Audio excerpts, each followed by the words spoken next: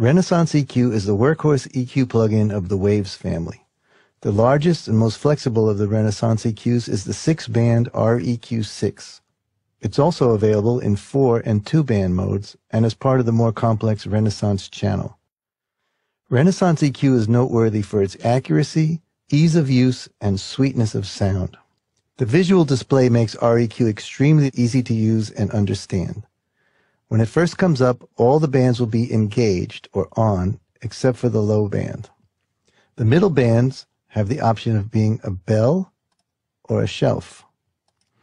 The outer bands have more choices: bell, shelf, filter, and resonant filter. Any point can be clicked and dragged to create a shape.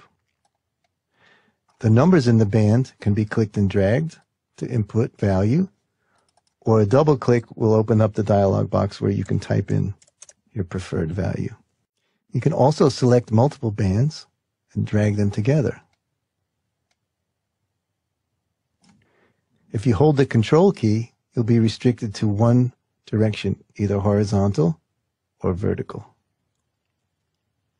You can always reset the EQ by clicking on the flat button in the upper right, or reverting to a previous setting by clicking on the undo button in the upper left. This fader on the right controls volume. Sometimes when you've boosted some frequencies, you've added some volume to an already loud track, you might clip your source, which would be indicated with this red LED. So you use the volume faders to compensate for too much volume. You never want to clip your plugins because the distortion is created as a very unattractive sound. In the box on the bottom right, you can unlink the two channels and treat the left and right separately. How might this EQ be used? Well, I have a vocal here in which I've inserted an R6 EQ. Let's listen to it without any treatment. Break loose, snapbacks and them tattoos. We got nothing left to lose. Yeah, gonna do it right. Sounds pretty good, but it could use a little shining up, so I might boost with a shelf everything on the high end. I'll boost a lot so we can really hear the difference. And it has a little boominess down in the lower mid, so I might subtract some of that out.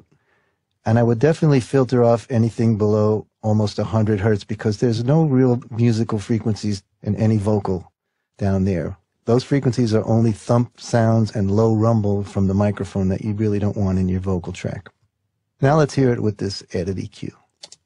Break loose, snapbacks and them tattoos. We got nothing left to lose. Yeah, gonna do it right. Now I like the shininess, but I introduced a little harshness in that mid-range, so I'm going to narrow the bandwidth to a very narrow point and dip that out a little bit. Break loose, snapbacks and them tattoos. We got nothing left to lose. Yeah, gonna do it right. Let's see how this sits in the mix, and I'll turn the EQ on and off so you can really hear the difference.